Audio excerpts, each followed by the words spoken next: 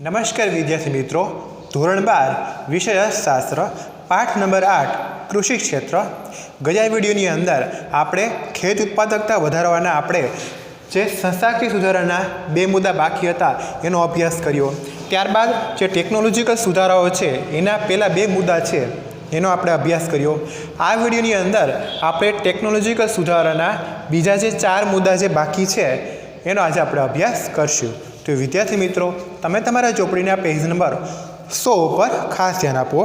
એમાં આપણે ત્રીજો મુદ્દો છે સિંચાઈની સગવડમાં વધારો. કે આપણે સૌને ખ્યાલ છે કે ભારતનું કૃષિ ક્ષેત્ર મોટા ભાગે આકાશી ખેતી કરે છે, એટલે કે વરસાદ ઉપર આધારિત છે. કે એટલે કે પરંતુ વરસાદ શું થાય તો કે વરસાદ એ ખૂબ જ અનિશ્ચિતતા ધરાવે છે, જેની સીધી અસર આપણા ખેત ઉત્પાદન અને ખેત ઉત્પાદકતા ઉપર પડે છે. કે કારણ કે વરસાદ તો અનિશ્ચિત છે. કે ભારતમાં ખેતીનો મુખ્ય પ્રશ્ન સિંચાઈની સગવડો અપૂરતી છે. કે મોટો પ્રશ્ન શું છે તો કે સિંચાઈની જે સગવડો છે એ આપણા માટે અપૂરતી છે, અને વરસાદ ઉપર વરસાદ શું છે તો કે અનિશ્ચિતતા ધરાવતું છે, ને ખેતી આપણે વરસાદ ઉપર જ નભતી હોય છે. કે જો ખેતીને વરસાદની આ અનિશ્ચિતતામાંથી ઉગારી એક કરતાં વધુ પાક લઈ શકાય તેવું નિશ્ચિત વાતાવરણ આપણે ઊભું કરવા માટે સિંચાઈની સુવિધામાં વધારો કરવો એ ઉચ્ચ અગ્રિમતા ધરાવે છે. કે આ વરસાદની અનિશ્ચિતતામાંથી આપણે બહાર લઈ આવી અને એ આપણા ખેતરની અંદર એક કરતાં વધારે પાક આપણે ઉગાડવો હોય તો એના માટે આપણે સિંચાઈની જે સગવડો છે એમાં આપણે વધારો કરવો એ સૌથી પહેલું કામ છે, અગ્રિમતા ધરાવતું કામ છે. કે તેથી વિવિધ હેતુવાળી સિંચાઈ યોજનાઓ અંતર્ગત મધ્યમ અને નાની સિંચાઈ યોજનાઓ વિકસાવવાની બાબતનો આયોજનમાં પણ સ્વીકાર કરેલ છે. કે જે પંચવર્ષીય યોજનાઓ જે બહાર પડતી હોય છે એની અંદર પણ સૌથી મહત્ત્વ ધરાવતી આ સિંચાઈને લગતી સગવડો છે, બીજી કોઈ સગવડો છે, બીજી કોઈ યોજનાઓ છે, એ યોજનાઓ ખાસ કરીને સિંચાઈને લગતી હોય તેને પાર પાડવાની છે એને પ્રયત્ન કરવામાં આવ્યા છે. કે એને મહત્ત્વ આપવામાં આવ્યું છે. કે ભારતમાં સિંચાઈની સગવડોનો વ્યાપ વધારવાના હેતુથી સિંચાઈ ક્ષેત્ર વિકાસ યોજના અને આંતરમાળખાકીય વિકાસ ભંડોળની રચના પણ કરવામાં આવી. કે ભારતની અંદર આ સિંચાઈની સગવડનો વધારે વ્યાપ થાય, વધારે વિસ્તાર થાય તે હેતુથી સિંચાઈ ક્ષેત્ર વિકાસ યોજના અને આંતરમાળખાકીય વિકાસ ભંડોળ આ બેની રચના કરવામાં પણ આવી છે. એક માર્ક તરીકે પૂછાઈ શકે. કે આ ઉપરાંત નાબાર્ડને જે અધૂરી સિંચાઈ યોજનાઓ રહી ગઈ છે એને પૂરી કરવાની જવાબદારી સોંપવામાં આવી છે. તદુપરાંત એને લગતી કોઈ પણ અન્ય સવલતો છે એ પણ પૂર્ણ કરવાની જવાબદારી છે એ નાબાર્ડને સોંપવામાં આવી છે. કે નાબાર્ડ જેવી સંસ્થાને પણ આ સિંચાઈની સગવડમાં વધારો કરી શકાય, જે અધૂરી યોજનાઓ છે એ પૂરી કરી શકાય, તેની સવલતોમાં વધારો કરી શકાય, એને એ કામ છે એ નાબાર્ડને સોંપવામાં પણ આવ્યું છે. કે ત્યારબાદ ત્રીજો મુદ્દો છે યંત્રોનો ઉપયોગ. પેજ નંબર 101 ઉપર ખાસ ધ્યાન આપો. કે ભારતમાં કૃષિ ક્ષેત્રની નીચી ખેત ઉત્પાદકતા માટેનું એક કારણ પરંપરાગત આપણા સાધનો કે યંત્રો છે. પરંપરાગતનો મતલબ શું? કે જે વર્ષોથી આપણે ચાલ્યા આવતા હોય એ આપણા સાધનો કે યંત્રો છે જે આપણા ખેતી માટે નીચી ઉત્પાદકતા માટેનું એક મુખ્ય કારણ છે. કે અત્યારની દેશની અંદર વાસ્તવમાં અત્યારે દેશમાં એન્જિનિયરિંગ અને ઓટોમોબાઈલ વિકાસની સાથે tractor, trailer, thresher, electric pumpset, oil એન્જિનો, દવા છાંટવાના પંપ વગેરે આધુનિક યંત્રોની શોધ થઈ ગઈ છે. કે જે પરંપરાગત સાધનો છે એની જગ્યાએ આપણે ભારત છે અત્યારે ટેકનોલોજી એટલી બધી વધી ગઈ છે, અને ખાસ કરીને એન્જિનિયરિંગ અને ઓટોમોબાઈલ જેવા ક્ષેત્રે આપણે ખરેખર સારો વિકાસ કર્યો છે. તો એની સાથે આપણે ટ્રેક્ટર છે, ટ્રેલર છે, થ્રેશર છે, પછી ઇલેક્ટ્રિક પંપ સેટ, ઓઇલ એન્જિનો, દવા છાંટવાના પંપ, સરસ મજાના આધુનિક જે યંત્રો છે એની શોધ થઈ ગઈ છે.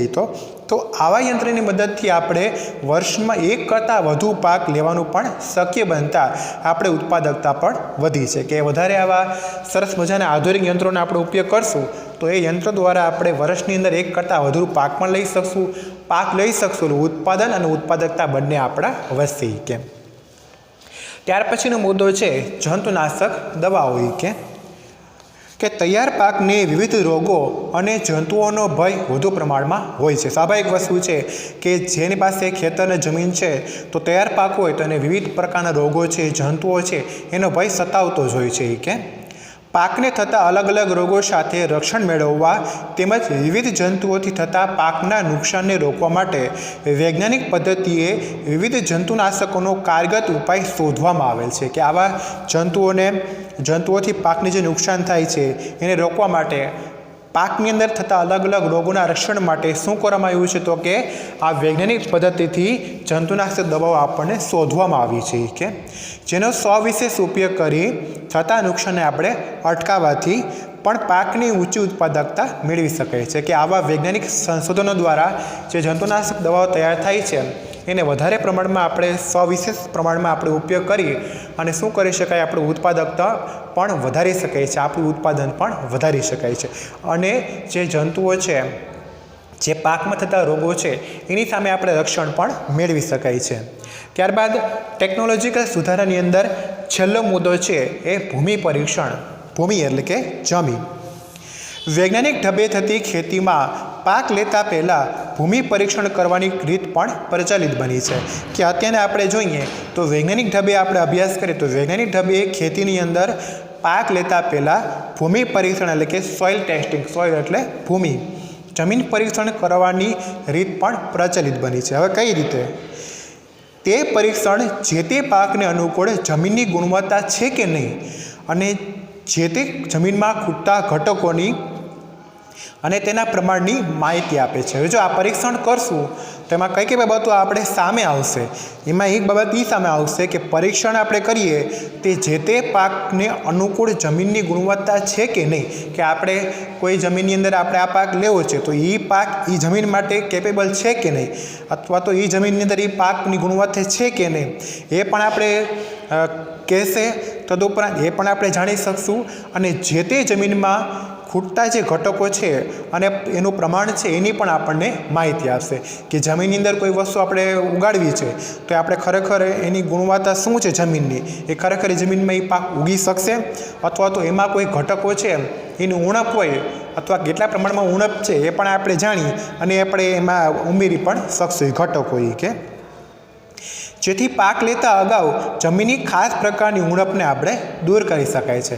એટલે પાક આપણે લેવો હોય એ પ્રમાણની એ પહેલાં આપણે જમીનનું પરીક્ષણ કર્યું હોય તો એની જે કાંઈ પણ ખામીઓ છે એમાં એની જમીનની અંદર જે કાંઈ પણ ઘટકો ઘટે છે એ ઉમેરી અને આપણે એનું ટેસ્ટ પણ પરીક્ષણ પણ સરળતાથી કરી શકીએ છીએ અને એ જમીનને એ પાક લેવા માટે બનાવી શકાય છે કે યોગ્ય બનાવી શકાય છે. અને આમ જે તે પાક માટે જમીનને પાક અનુકૂળ કરી દેવામાં આવે છે. એમાં ખૂટતા જે ઘટકો છે એ ઉમેરી અને એ જમીનને આપણે જે પાક લેવો હોય એ પ્રકારની અનુકૂળ આપણે બનાવી શકીએ છીએ કે તેથી જમીન ઊંચી ઉત્પાદકતા આપવા માટે કાર્યક્ષમ પણ બને છે અને આવા ઘટકો આપણે ઉમેરશું એટલે જમીન પણ સારી ફળદ્રુપ બનશે અને આપણને સારો પાક પણ આપશે કે આ ઉપરાંત જે તે જમીન કયા પાકને અનુકૂળ છે તે પણ આપણે જાણી શકીએ છીએ. આ ઉપરાંત આ પરીક્ષણ દ્વારા કઈ જમીન કયા પાક માટે વધારે અનુકૂળ છે એ પણ આપણે જાણી શકશું. તો વિદ્યાર્થી મિત્રો, આ વિડીયોની અંદર આપણે ટેકનોલોજીકલ સુધારાઓ છે એના જે 4 મુદ્દા છે, સિંચાઈની સગવડમાં વધારો, યંત્રોનો ઉપયોગ, જંતુનાશક દવાઓ અને ભૂમિ પરીક્ષણ એનો આપણે અભ્યાસ કર્યો. આવનારી વિડીયોની અંદર આપણે અન્ય ઉપાયો, આધુનિક ખેતી, એમાં હરિયાળી ક્રાંતિ એનો આપણે અભ્યાસ કરીશું. Thank you.